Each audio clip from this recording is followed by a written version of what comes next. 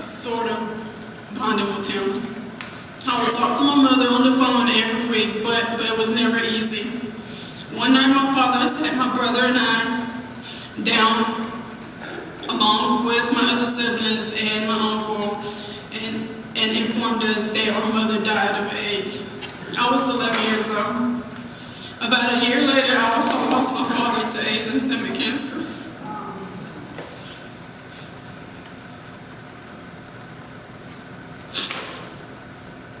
My life was hell after those two tragedies. I was completely lost in life. My grades dropped drastically, and I was misbehaving in school and dated grown men.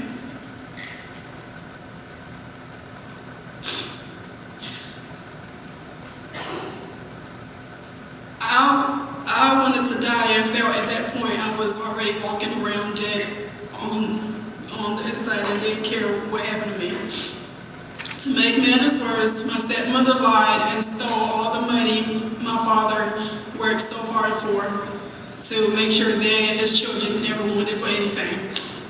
My siblings and I lived in poverty for many years, no food for days, bills going past due, termination notices coming from left to right. Then on the last day of spring break, when I was 16 years old, my stepmother got our belongings together in Maryland and just picked up and moved us all to North Carolina. Shortly after the move, I found out that I was pregnant with a healthy baby boy. During my pregnancy, I questioned God daily, just wanted to know why me.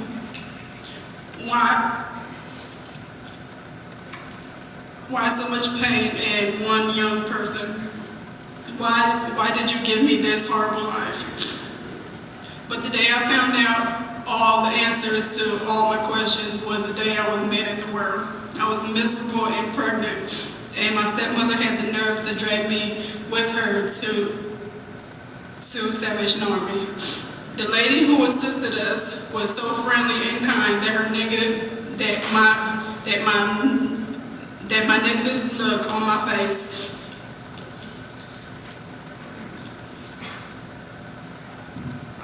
didn't even faze her. We walked into her office and she was literally more excited about my pregnancy than I was. As she asked my stepmother some questions, I looked around her office and noticed that she had Bible verses everywhere. One Bible verse that caught my eye was Jeremiah 29:11, which states, "For I know the plans I have for you."